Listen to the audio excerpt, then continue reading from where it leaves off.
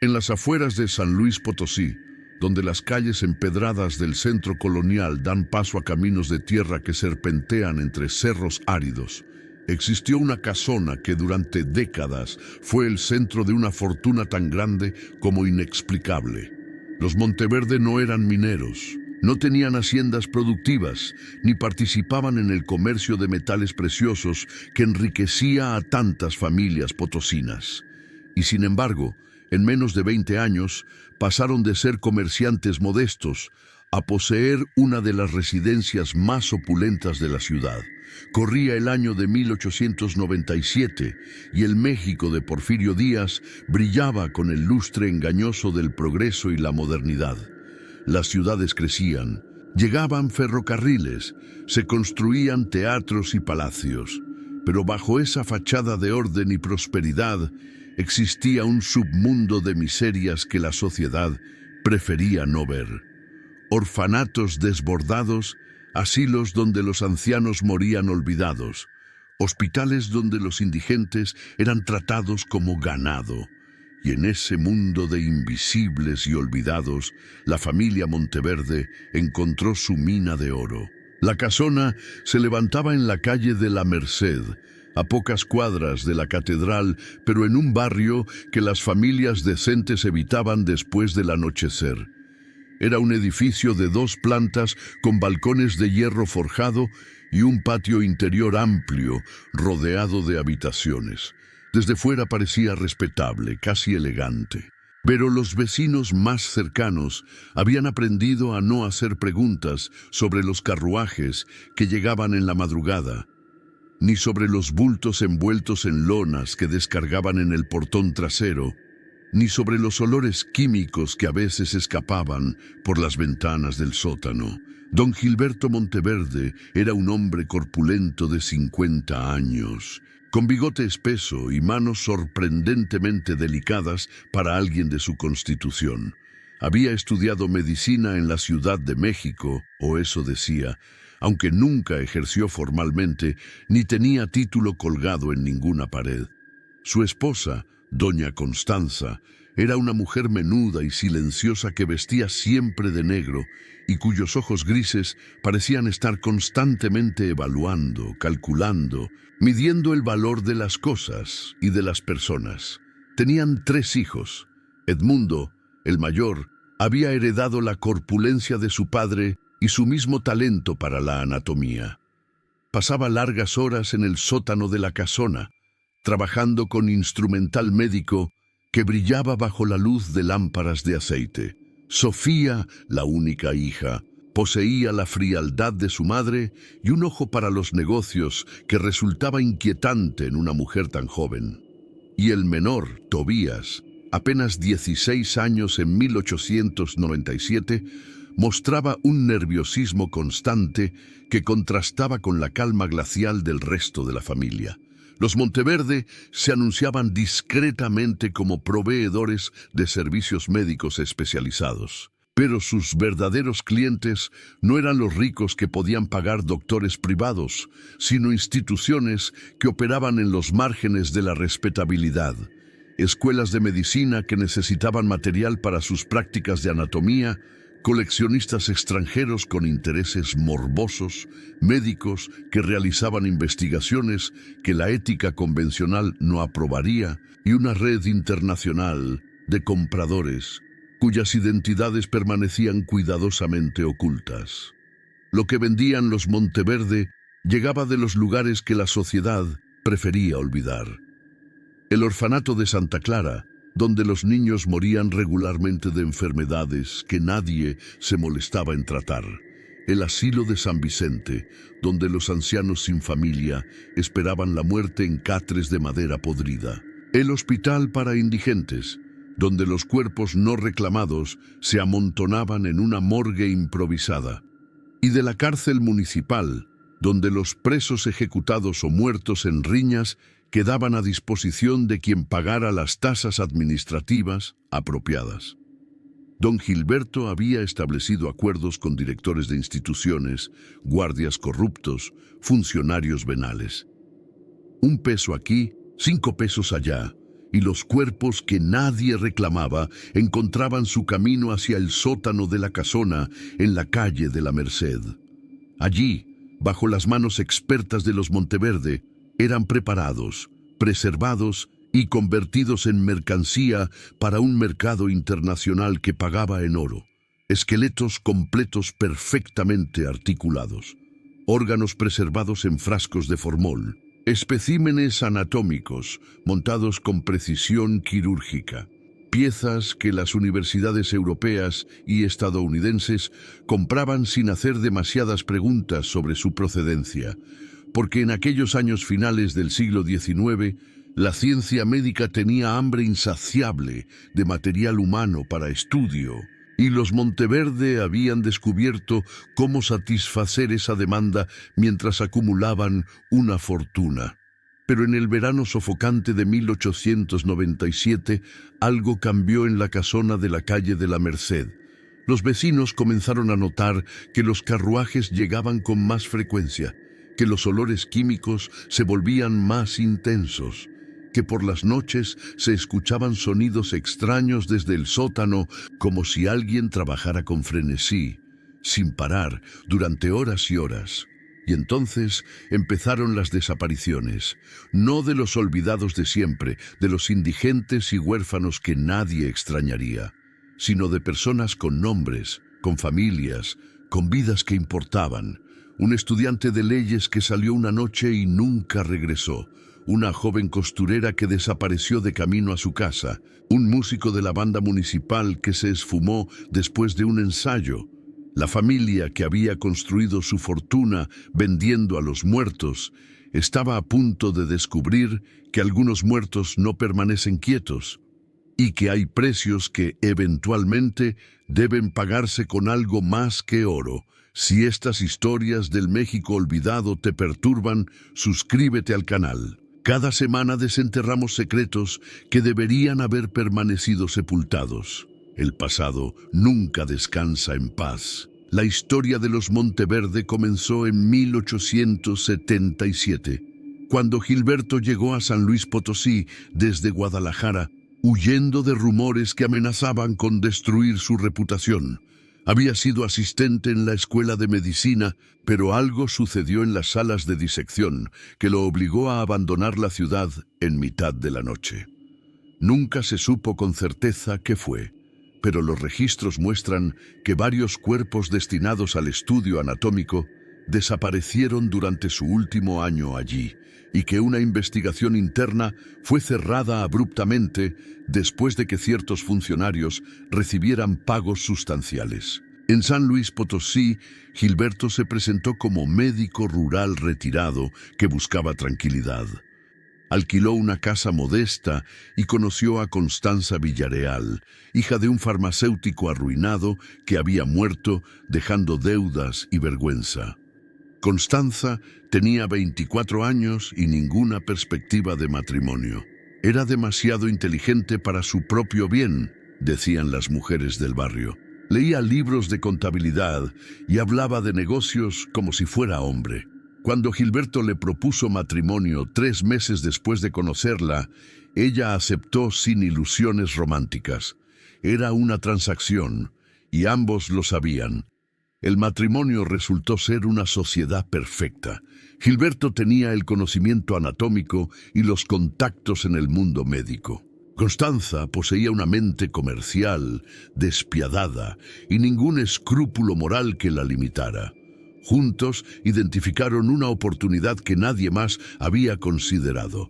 México estaba lleno de cuerpos sin valor para sus dueños, pero muy valiosos para quienes sabían qué hacer con ellos.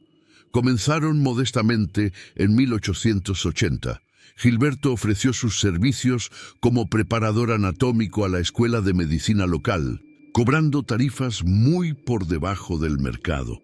Pronto se corrió la voz entre profesores y estudiantes de que aquel hombre podía conseguir especímenes de calidad excepcional. No hacían preguntas sobre la procedencia. En el México porfiriano, donde la ciencia se consideraba el camino hacia el progreso y la modernidad, tales detalles parecían irrelevantes. Los primeros cuerpos provenían del hospital para indigentes. Gilberto llegó a un arreglo con el administrador. Por cada cuerpo no reclamado, pagaría una pequeña suma que quedaba registrada como gastos de inhumación. El administrador se quedaba con la mitad del dinero, Gilberto obtenía su material y el papeleo mostraba que todo era legal. Los indigentes eran enterrados en fosas comunes, decían los documentos oficiales. Nadie verificaba si eso era cierto. Cuando nacieron los hijos, Edmundo en 1881, Sofía en 1883 y Tobías en 1885, Constanza apenas interrumpió el trabajo. Los niños crecieron entre el olor a formol y la vista de cuerpos en diversas etapas de preparación. Para ellos era normal. El desayuno se servía en el comedor del primer piso, mientras en el sótano, justo debajo, su padre trabajaba con bisturíes y sierras. La muerte no era un tabú en la Casa Monteverde, era el negocio familiar. En 1890, con capital acumulado de una década de operaciones discretas, los Monteverde compraron la casona en la calle de la Merced. Era perfecta para sus necesidades, amplia, con sótano espacioso, suficientemente cerca del centro para ser respetable, pero lo bastante alejada para que los vecinos no fueran demasiado curiosos. Gilberto instaló un laboratorio completo en el sótano. Mesas de mármol, instrumental quirúrgico de la mejor calidad europea, tanques de preservación, estanterías llenas de frascos y químicos. El negocio se expandió rápidamente. Constanza había establecido contactos por correspondencia con universidades en Estados Unidos, Inglaterra, Francia y Alemania. La demanda de material anatómico humano era insaciable. Los esqueletos completos se vendían por hasta 300 pesos oro, una fortuna para la época. Los órganos preservados, especialmente anomalías o casos raros de enfermedad, podían alcanzar precios aún mayores. Y había coleccionistas privados dispuestos a pagar cantidades obscenas por piezas particularmente inusuales. Edmundo mostró talento natural para el trabajo técnico. A los 16 años ya manejaba el bisturí con la precisión de un cirujano experto. Sofía asumió la correspondencia comercial y la logística de envíos internacionales, desarrollando un sistema de códigos y eufemismos que hacía parecer que los Monteverde comerciaban con instrumentos médicos y no con partes humanas. Tobías, el menor, era el único que mostraba incomodidad con el negocio familiar. Pasaba el menor tiempo posible en el sótano y prefería encargarse de las finanzas y el papeleo que no requería contacto directo con los productos. Para 1895, los Monteverde eran ricos, no ostentosamente ricos, porque la discreción era esencial para su negocio, pero lo suficientemente prósperos como para vivir con todas las comodidades que la época ofrecía. Constanza vestía sedas francesas. Los hijos estudiaban con tutores privados. La casona se llenó de muebles finos y obras de arte. Y el sótano, ese corazón oscuro de la fortuna familiar, funcionaba día y noche como una fábrica silenciosa convirtiendo tragedia humana en oro. Pero había un problema creciente. La demanda superaba la oferta. Los cuerpos no reclamados de hospitales y asilos ya no eran suficientes. Los clientes pedían especímenes más jóvenes, mejor preservados, con características específicas. Y Gilberto, con 50 años y una ambición que no había disminuido con la edad, comenzó a considerar opciones que hasta entonces había evitado. Fue en la primavera de 1897 cuando cruzaron esa línea invisible. Cuando dejaron de ser simples aprovechadores de la muerte ajena y se convirtieron en algo mucho más oscuro, algo que convertiría su casona próspera en una tumba y su fortuna en una maldición que devoraría a la familia entera. El cambio comenzó con una carta que llegó desde Boston en marzo de 1897. Un médico prestigioso, el doctor Harrison Whitmore, Escribía en nombre de un coleccionista anónimo que estaba dispuesto a pagar $1000 oro por un espécimen muy específico. El esqueleto completo de una mujer joven, preferiblemente entre 16 y 20 años, sin deformidades ni señales de enfermedad crónica. La carta especificaba que el espécimen debía ser reciente, los huesos limpios y blanqueados a la perfección, y la articulación ejecutada con maestría quirúrgica. $1000 oro. Era más de lo que los Monteverde ganaban en 6 meses de operaciones normales. Constanza leyó la carta 3 veces, calculando mentalmente lo que esa suma significaba. Gilberto la observaba en silencio desde su sillón, sabiendo exactamente qué estaba pensando su esposa. Edmundo, que había escuchado la conversación desde el pasillo, entró al estudio con expresión serena. El problema era simple. No había ninguna mujer joven muerta esperando en el hospital de indigentes ni en el asilo. Los cuerpos que llegaban eran siempre de ancianos, enfermos crónicos o víctimas de accidentes que raramente cumplían con las especificaciones que los clientes más exigentes demandaban. Para conseguir lo que el Dr. Whitmore pedía, tendrían que buscar en lugares donde hasta ahora no se habían atrevido a mirar.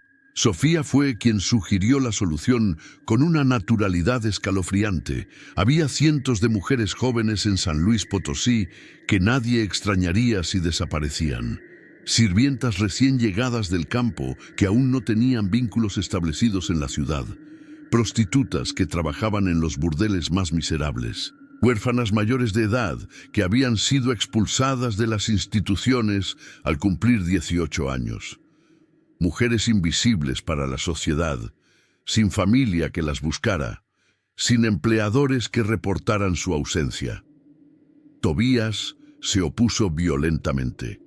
Una cosa era aprovechar los cuerpos de quienes ya habían muerto por causas naturales o accidentales, argumentó con voz temblorosa. Otra muy distinta era lo que Sofía estaba sugiriendo, pero su padre lo silenció con una mirada. Constanza cerró la carta y la guardó en un cajón con llave. La decisión estaba tomada, aunque nadie la había verbalizado explícitamente. Edmundo fue quien ejecutó el plan. Durante las siguientes semanas comenzó a frecuentar las tabernas y prostíbulos de los barrios bajos. No bebía, simplemente observaba y escuchaba. Identificó a una joven de unos 18 años que acababa de llegar de un pueblo del Bajío. Se hacía llamar Lupita y trabajaba limpiando mesas en una cantina. No tenía familia en la ciudad. Vivía en un cuarto miserable que alquilaba por semana. Era perfecta. Una noche de abril, Edmundo la abordó a la salida de la cantina. Le ofreció trabajo como sirvienta en la casona de los Monteverde con mejor pago y habitación incluida. Lupita aceptó inmediatamente, agradecida por la oportunidad. Al día siguiente llegó a la calle de la Merced con sus escasas pertenencias en un atillo de tela. Constanza la recibió con una sonrisa maternal que no alcanzaba sus ojos grises. Lupita trabajó en la casa durante 2 semanas. Limpiaba, cocinaba, lavaba ropa, era trabajadora y callada, justo lo que los Monteverde aparentaban buscar en una empleada. Le habían prohibido bajar al sótano, por supuesto. Ese era el dominio privado de don Gilberto, le explicaron, donde guardaba su colección de libros médicos antiguos que no debían ser perturbados por el polvo de la limpieza. La noche del 3 de mayo, Constanza preparó chocolate caliente para todos.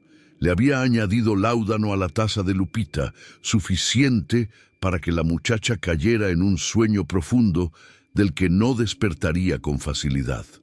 Cuando Lupita se desplomó en su silla, Edmundo la cargó sin esfuerzo y la llevó al sótano.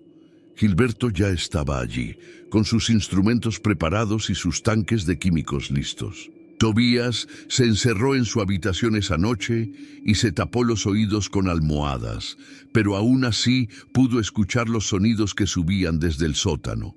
No duraron mucho. El láudano había hecho su trabajo. y Gilberto conocía exactamente dónde cortar para que todo terminara rápido. Para el amanecer, ya no quedaba nada de Lupita excepto huesos perfectamente limpios, remojándose en una solución blanqueadora. El esqueleto fue preparado durante las siguientes 3 semanas con la maestría que había hecho famosos a los Monteverde en ciertos círculos académicos. Cada hueso fue blanqueado hasta alcanzar un tono marfil impecable. La articulación se realizó con alambres de plata y bisagras microscópicas que permitían que el esqueleto se mantuviera erguido y flexible. Edmundo trabajó en los detalles más finos, asegurándose de que cada falange, cada vértebra, cada costilla estuviera en su lugar exacto. El producto final era una obra maestra. Cuando lo enviaron a Boston en un cajón especialmente construido, forrado con terciopelo y etiquetado como material educativo, los Monteverde sabían que habían superado cualquier trabajo anterior. La respuesta llegó 6 semanas después.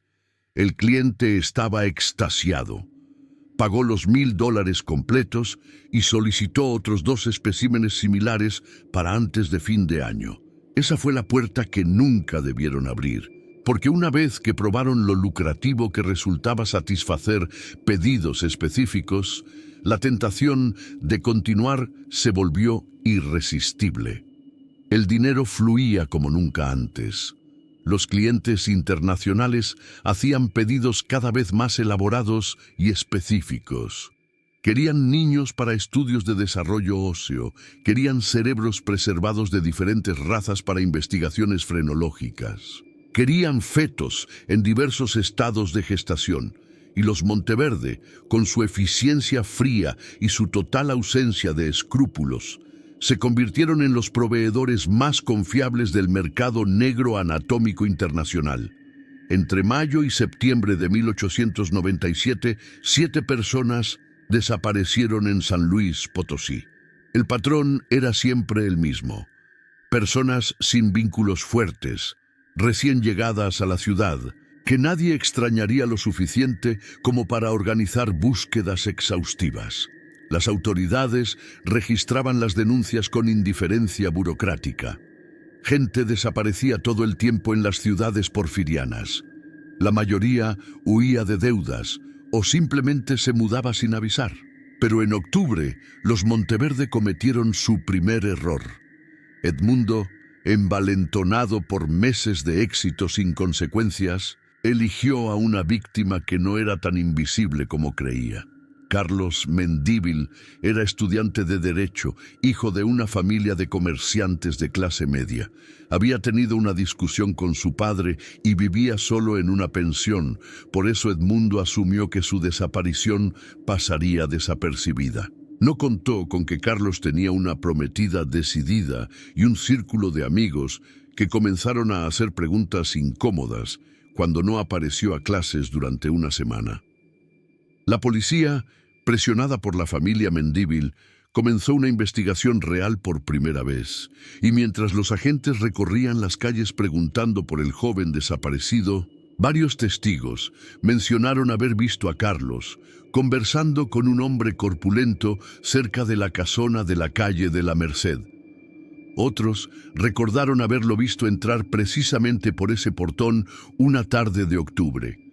El inspector Ramiro Ochoa, un hombre experimentado que había trabajado en casos criminales desde los tiempos de Juárez, tocó la puerta de los Monteverde el 15 de octubre de 1897. Constanza lo recibió con su cortesía habitual, ofreciéndole café y asegurándole que nunca habían visto al joven de la fotografía que el inspector mostraba. Gilberto confirmó la historia de su esposa. Sofía también. Pero Tobías, el hijo menor, estaba al borde del colapso nervioso. Cuando el inspector lo interrogó, sus manos temblaban visiblemente. Sudaba a pesar del fresco de la tarde. Sus respuestas eran evasivas y contradictorias. Ochoa, con décadas de experiencia leyendo a los culpables, supo de inmediato que algo estaba profundamente mal en aquella casa. Esa misma noche, El inspector solicitó una orden de registro, y mientras el papel era preparado por el juez, los Monteverde se reunieron en el estudio de Gilberto para decidir qué hacer. La evidencia en el sótano era abrumadora. No solo los restos de Carlos Mendívil, sino material de todas las víctimas anteriores que aún no habían sido procesados completamente. Herramientas manchadas, registros detallados de envíos internacionales, correspondencia incriminatoria con clientes en el extranjero. Podían huir, tenían suficiente oro guardado para desaparecer en otro país. Pero Constanza se negó. Esta casa, esta ciudad, esta vida era suya. La habían construido con esfuerzo y sangre. No iba a abandonarla por culpa de un inspector demasiado curioso y un hijo demasiado cobarde. Gilberto estuvo de acuerdo, y en ese momento, con la policía preparándose para irrumpir en su santuario y su fortuna amenazada, los Monteverde tomaron una decisión que los condenaría de forma más definitiva que cualquier juez humano podría hacerlo.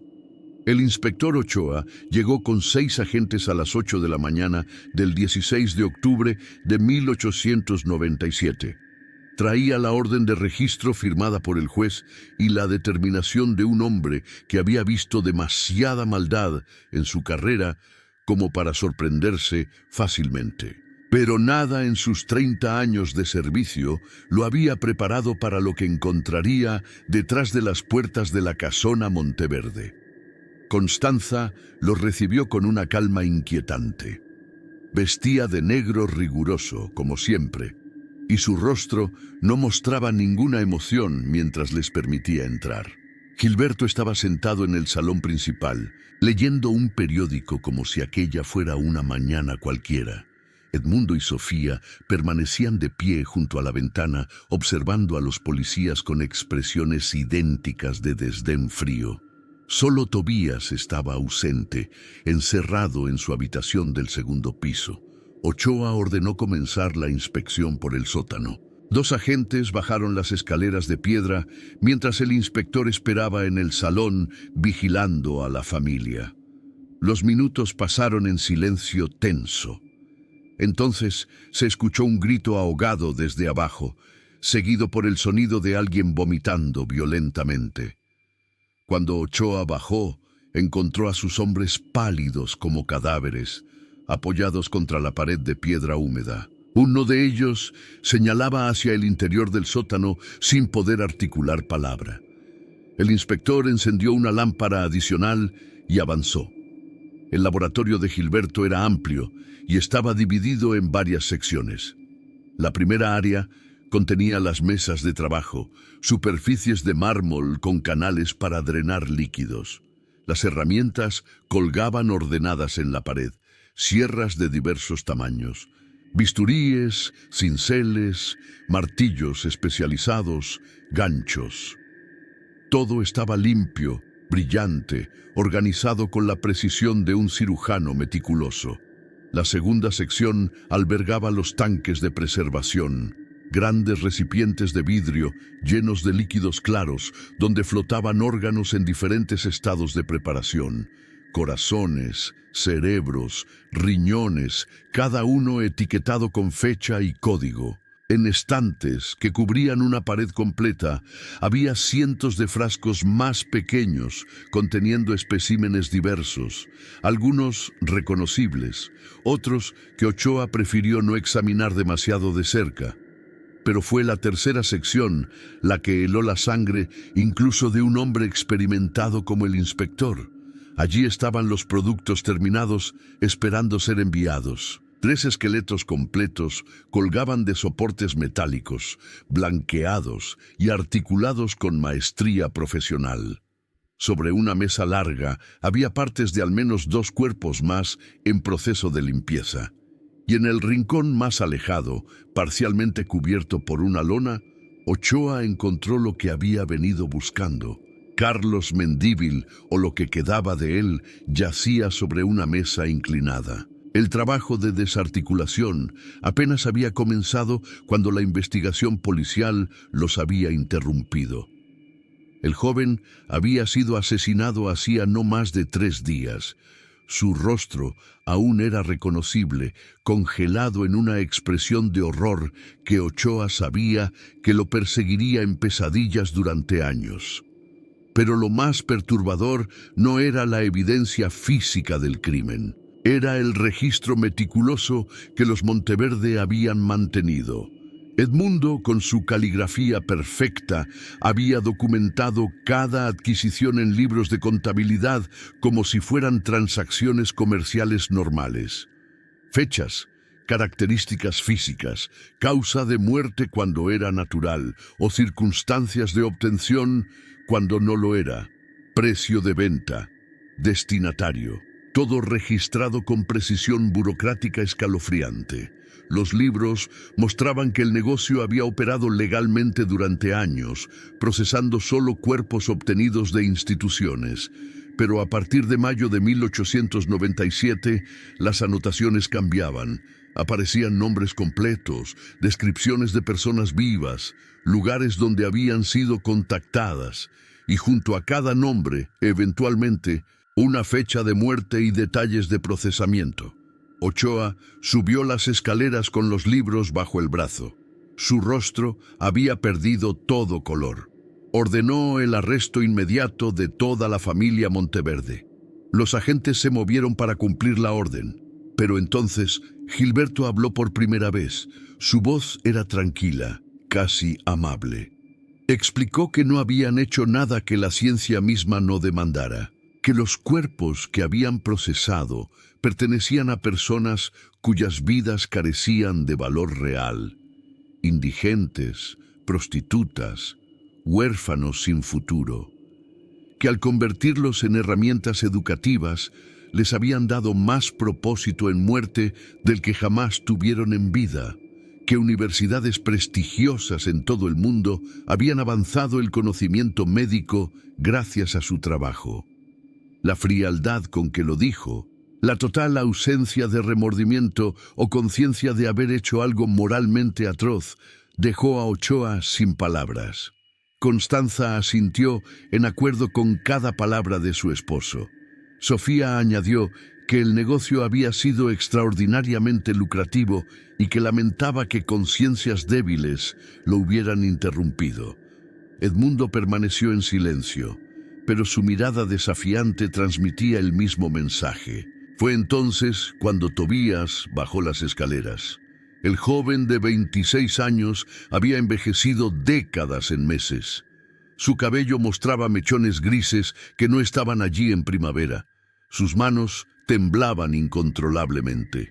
Se dirigió directamente al inspector Ochoa y comenzó a hablar con voz quebrada. Contó todo, cada víctima que recordaba, cada noche que había escuchado sonidos desde el sótano mientras se tapaba los oídos e intentaba convencerse de que no sabía realmente qué estaba sucediendo. Cada vez que había querido huir, pero la lealtad familiar y el miedo a su padre lo habían mantenido atrapado. Cada pesadilla que lo había atormentado durante meses. Gilberto observó a su hijo menor con expresión de disgusto profundo. Constanza simplemente desvió la mirada, como si Tobías hubiera dejado de existir en ese momento. Sofía murmuró algo sobre traidores que merecían el mismo destino que los indigentes. Edmundo dio un paso hacia su hermano menor con los puños cerrados. Los agentes se interpusieron. Las esposas fueron colocadas en las muñecas de Gilberto, Constanza, Edmundo y Sofía. Los 4 fueron escoltados hacia los carruajes policiales que esperaban en la calle. Los vecinos que se habían reunido los observaban con expresiones de horror y fascinación mórbida. Algunos gritaban insultos, otros simplemente miraban en silencio, procesando el hecho de que habían vivido junto a monstruos durante años sin saberlo. Tobías no fue arrestado. Su testimonio y su evidente sufrimiento mental lo convirtieron en testigo protegido en lugar de cómplice. Fue escoltado a un carruaje separado y llevado a dependencias especiales mientras los fiscales decidían si presentarían cargos contra él. La noticia estalló en San Luis Potosí como una bomba. Los periódicos publicaron ediciones especiales. Los titulares gritaban sobre la familia de monstruos que había convertido seres humanos en mercancía. Las protestas estallaron frente a la cárcel donde los Monteverde esperaban juicio. Familias que habían reportado desapariciones en los últimos meses llegaban a la estación de policía exigiendo saber si sus seres queridos habían sido víctimas. El arzobispo emitió una declaración condenando los crímenes como obras del demonio mismo. Pero el verdadero horror estaba apenas comenzando. Porque cuando los investigadores comenzaron a rastrear la red internacional de clientes de los Monteverde, descubrieron que la operación era mucho más grande de lo que habían imaginado. Universidades prestigiosas en Boston, Londres, París y Berlín habían comprado especímenes sin hacer preguntas. Coleccionistas privados en una docena de países habían pagado fortunas por piezas de la colección Monteverde. Museos médicos exhibían esqueletos que habían pasado por el sótano de la calle de la Merced. La correspondencia confiscada revelaba una red de proveedores similares en otras ciudades de México y América Latina. Los Monteverde no eran casos aislados, eran simplemente los más exitosos, los más audaces, los que habían llevado el comercio de cuerpos humanos a niveles de eficiencia industrial. El juicio comenzó en enero de 1898. La sala estaba abarrotada cada día. Los testimonios eran tan perturbadores que varios miembros del jurado tuvieron que ser reemplazados por colapsos nerviosos. Las familias de las víctimas identificadas lloraban en las gradas. Los abogados defensores argumentaban que técnicamente muchos de los cargos no podían probarse, que los cuerpos procesados eran irreconocibles. Gilberto, Constanza, Edmundo y Sofía se mantuvieron fríos durante todo el proceso. No mostraron arrepentimiento, no pidieron perdón. Cuando se les permitía hablar, defendían su trabajo como científicamente valioso. Insistían en que habían contribuido al progreso de la medicina, que la moral convencional no debería aplicarse a quienes trabajaban en las fronteras del conocimiento humano. El veredicto fue unánime: culpables de asesinato múltiple. La sentencia: muerte por fusilamiento para los cuatro. La ejecución estaba programada para el 15 de marzo de 1898, al amanecer, en el patio de la prisión de Santiago. Pero la noche del 14 de marzo, algo sucedió en las celdas donde esperaban los Monteverde. Algo que los guardias que estaban de turno nunca pudieron explicar completamente. Y cuando amanecieron el día de la ejecución programada, lo que encontraron en esas celdas convertiría el caso Monteverde de una simple historia de crímenes horrendos en una leyenda de terror que perduraría por generaciones. Los guardias que descubrieron las celdas aquella mañana del 15 de marzo nunca volvieron a ser los mismos. Ambos pidieron ser transferidos a otras prisiones inmediatamente después. Uno de ellos abandonó el servicio policial por completo y se hizo ermitaño en las montañas. El otro desarrolló un temblor nervioso que lo acompañó hasta su muerte prematura 2 años después.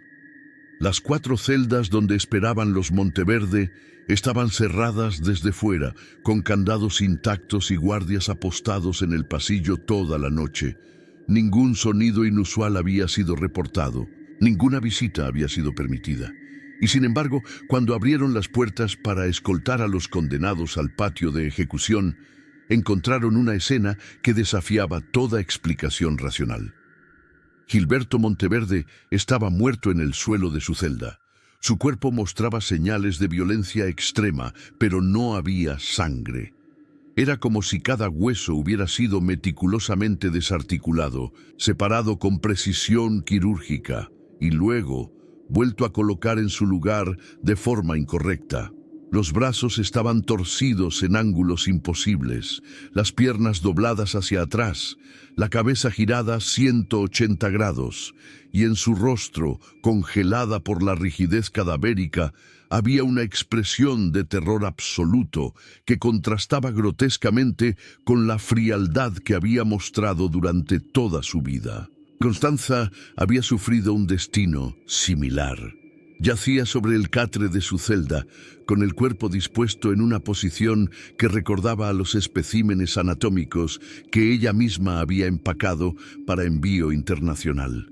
Sus ojos estaban abiertos, vidriosos, mirando al techo, y talladas en la pared de piedra, con algo que parecían uñas humanas, había palabras en latín que ninguno de los guardias pudo traducir, pero que el capellán de la prisión identificó más tarde como fragmentos de rituales de disección medieval, oraciones oscuras que se supone habían sido pronunciadas por médicos que creían estar comunicándose con los muertos mientras estudiaban sus cuerpos. Edmundo estaba vivo, técnicamente, respiraba, su corazón latía, pero algo en su mente se había roto de forma irreparable. Estaba acurrucado en la esquina de su celda, abrazándose las rodillas, meciéndose adelante y atrás, mientras murmuraba números en voz baja. Cuando intentaron sacarlo de la celda, se resistió violentamente mientras gritaba que ellos venían, que todos los que habían procesado venían a reclamar lo que era suyo, que podía escuchar sus huesos resonando en las paredes de piedra. Sofía también vivía, pero apenas. Había envejecido décadas en una sola noche. Su cabello negro se había vuelto completamente blanco.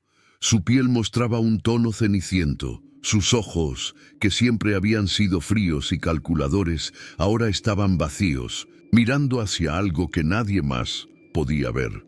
Cuando el médico de la prisión intentó examinarla, ella comenzó a reír, una risa aguda y quebrada, que no parecía terminar nunca, hasta que tuvo que ser sedada con láudano. La investigación oficial concluyó que Gilberto y Constanza habían sufrido ataques cardíacos simultáneos durante la noche, y que el trauma de enfrentar la ejecución había causado algún tipo de espasmo muscular post-mortem que explicaba las posiciones antinaturales de sus cuerpos. Edmundo y Sofía habían tenido colapsos nerviosos severos. Todo podía explicarse racionalmente.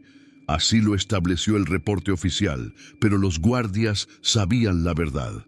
Las paredes de esas celdas habían sido testigos de algo que ningún informe oficial podría capturar. Algo había visitado a los Monteverde en su última noche.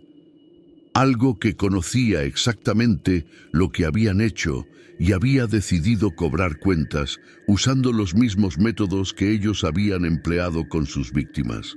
Edmundo fue trasladado al manicomio de la Castañeda en la Ciudad de México. Pasó los siguientes 28 años encerrado allí, incapaz de comunicarse coherentemente, aterrorizado por visiones que solo él podía ver. Murió en 1926, durante un episodio particularmente violento en el que se lanzó contra las paredes de su celda acolchonada, gritando que los huesos venían a buscarlo. El informe médico estableció suicidio por trauma craneal autoinfligido. Sofía fue enviada al convento de las Hermanas de la Caridad, donde monjas especializadas en cuidar enfermos mentales intentaron ayudarla. Nunca recuperó la cordura. Pasaba los días sentada junto a una ventana, murmurando cálculos en voz baja, como si todavía estuviera llevando la contabilidad del negocio familiar. Murió en 1903, oficialmente de neumonía, pero las monjas que la cuidaban susurraban que simplemente dejó de comer, de beber, de vivir, como si su cuerpo hubiera decidido que ya no valía la pena continuar. Tobías, el único hijo que había intentado detener el horror, no encontró redención en su supervivencia. El peso de lo que había presenciado y no había detenido lo aplastó lentamente, Intentó comenzar una nueva vida con un nombre falso en Monterrey, pero las pesadillas nunca lo abandonaron. Se volvió alcohólico, perdió varios empleos, terminó viviendo en las calles. En 1905, su cuerpo fue encontrado en un callejón. La causa oficial de muerte fue exposición al frío, pero no había ninguna identificación en su cuerpo, ninguna pertenencia, nada que indicara quién había sido. Fue enterrado en una fosa común para indigentes, el mismo destino que su familia había impuesto a tantos otros. La casona de la calle de la Merced fue confiscada por el gobierno. Intentaron subastarla, pero nadie quiso comprarla. Intentaron alquilarla, pero ningún inquilino duraba más de una semana. Todos reportaban los mismos fenómenos: sonidos de sierras y herramientas metálicas durante la noche, olores químicos que brotaban sin explicación, la sensación constante de ser observado desde el sótano. En 1902, la ciudad ordenó la demolición del edificio. Los trabajadores que comenzaron el trabajo se negaron a continuar después del primer día.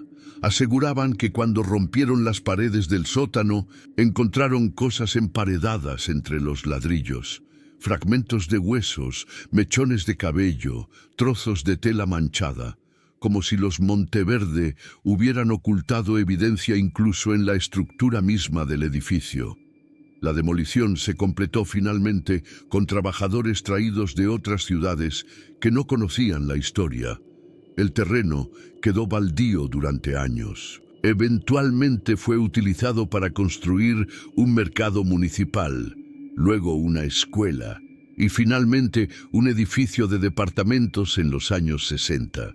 Pero los residentes de ese edificio reportan, incluso ahora, fenómenos extraños. Aparatos médicos antiguos que aparecen en los sótanos sin explicación, manchas en las paredes que no se pueden limpiar sin importar qué productos se usen. Y en las noches, especialmente en octubre y marzo, sonidos que suben desde abajo. No son gritos, son algo peor. Son los sonidos del trabajo meticuloso, ordenado, de alguien que procesa cuidadosamente algo que debería permanecer intacto. Los archivos del juicio Monteverde están guardados en los sótanos del Palacio de Justicia de San Luis Potosí. Acceso restringido. Pocos investigadores han solicitado verlos en las últimas décadas. Aquellos que lo han hecho salen perturbados, incapaces de sacudirse la sensación de que las víctimas de los Monteverde merecen algo más que ser recordadas como estadísticas en libros de contabilidad macabros. Las universidades y museos que compraron especímenes de los Monteverde nunca reconocieron públicamente la procedencia de su material anatómico.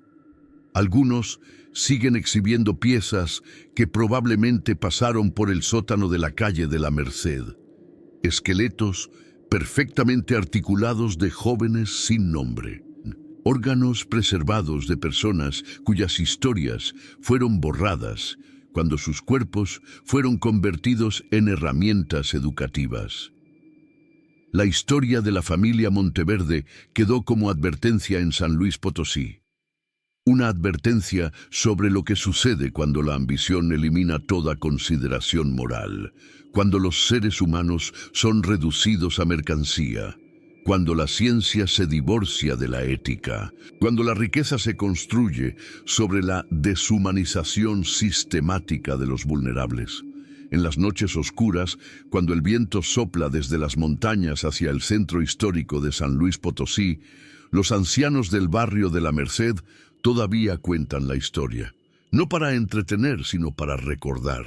Porque algunas fortunas tienen un precio tan alto que ni siquiera la muerte puede saldarlo completamente. Y algunos pecados dejan cicatrices tan profundas en la tierra que el tiempo no puede borrarlas. Si esta historia te perturbó, déjanos un comentario contándonos desde dónde nos estás viendo. ¿Conoces alguna leyenda similar de tu ciudad o región? Compártela con nosotros. Tal vez tu historia sea la próxima que investiguemos y desenterremos del olvido. Suscríbete para más relatos del México oscuro que la historia oficial prefiere olvidar. Porque el pasado nunca muere realmente, solo espera pacientemente a ser recordado. Y a veces espera pacientemente a cobrar deudas que nunca prescribieron.